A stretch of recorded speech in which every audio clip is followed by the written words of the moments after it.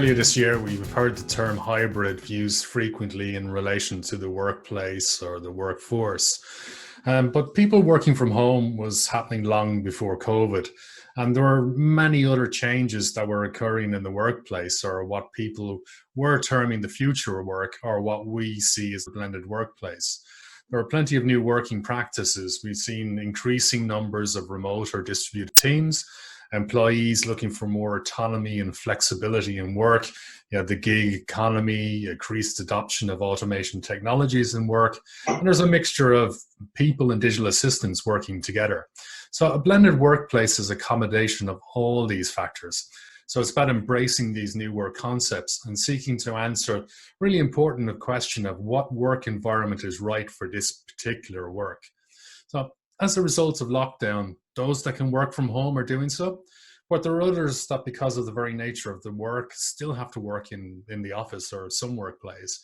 And that could be due to regulatory or legal requirements. Some have adopted really well, others haven't.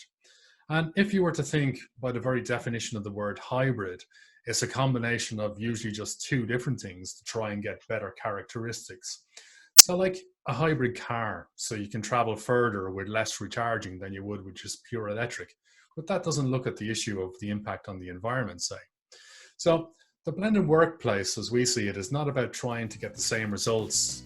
It's more about transforming, but being able to continually adapt and improve.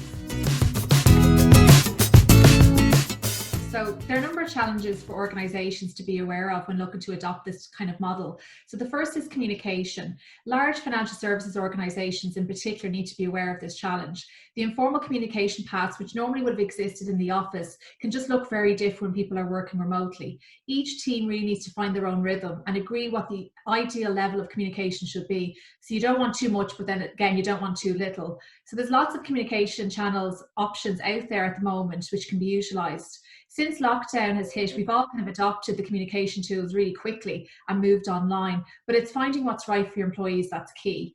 Clarity and direction is so important, and it's not just the tools, there are other forms of communication. The focus should really be on collaboration, including non-formal communication and allowing synchronization.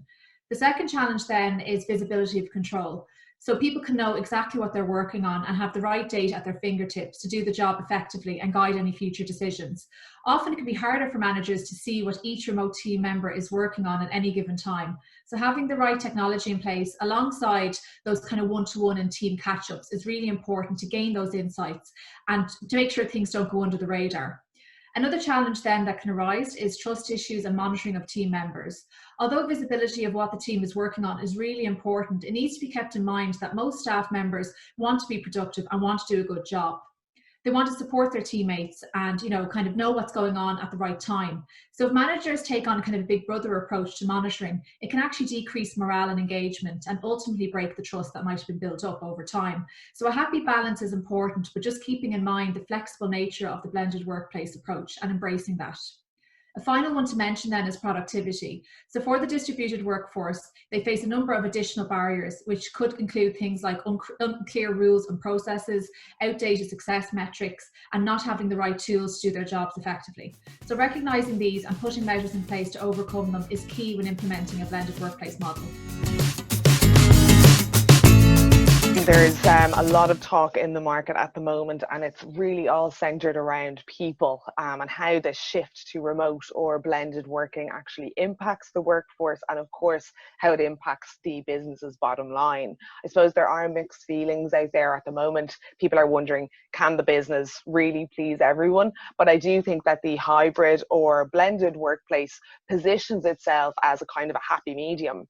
The PwC remote working survey for 2020 has just been released, and they've given some really interesting stats. So they say that after COVID, 69% of financial services companies expect to have 60% of their workforce working from home at least once a week. Now, this is a huge shift because before the pandemic, only 16% said they actually worked from home once a week, and 39% of employees said they never worked from home before that. So employees really are embracing this shift, with 86% saying that they support a hybrid working model. And going a step further, actually 35% of FS employees say they want remote work as a full-time option.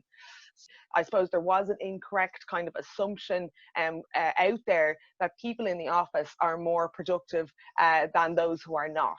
But I do think that this has been debunked by multiple experts. Harvard Business Review say that people's working hours have been extended slightly by 10 to 20%. However, what they're seeing is that work-related stress and negative emotions are actually decreasing. So even though people might be working slightly longer hours, they're actually happier to do so. And they say that employee well-being and collaboration has increased by 40%. So this could be down to flexibility and the ability to work the hours that actually suit your lifestyle and your home obligations. Another story that's quite positive, this is around the ideas that, workers no longer have to move to get a job. So this has been the case now for a while in the tech industry, but it's a fairly new concept for the financial services industry. Technology has basically now untethered talent from location. Employers now realize that they can source the best of talent from anywhere in the world as long as that person is connected. And in short, I think the global talent pool has absolutely arrived.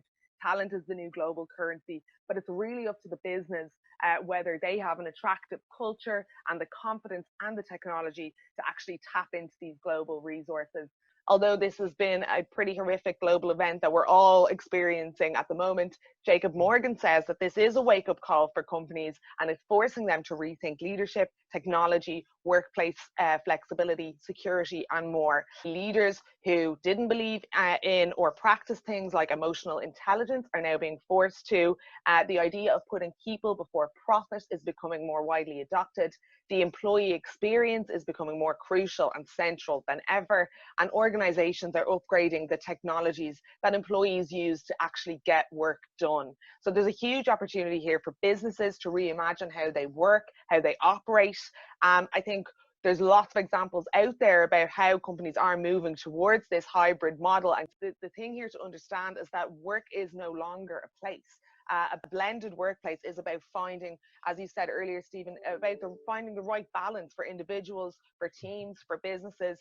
Trust needs to be built there, and a virtual culture needs to be developed so that people are included and feel included no matter where they're working from. So I think there's clear advantages here if managers and team leaders are creative in how they set up their hybrid teams.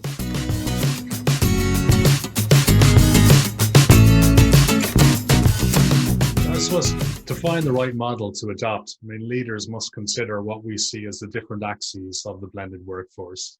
We've touched on these already, but they are, to reinforce them, they are people, place, work, time, and performance. Those are the key axes. So they need to consider carefully both the upsides and downsides of where and when people are working, and align them so that people have the clarity, they have the focus, coordination, and the cooperation that's needed to be productive. Leaders must support the workforce, and they need to build a model that considers the place and the time that people must work.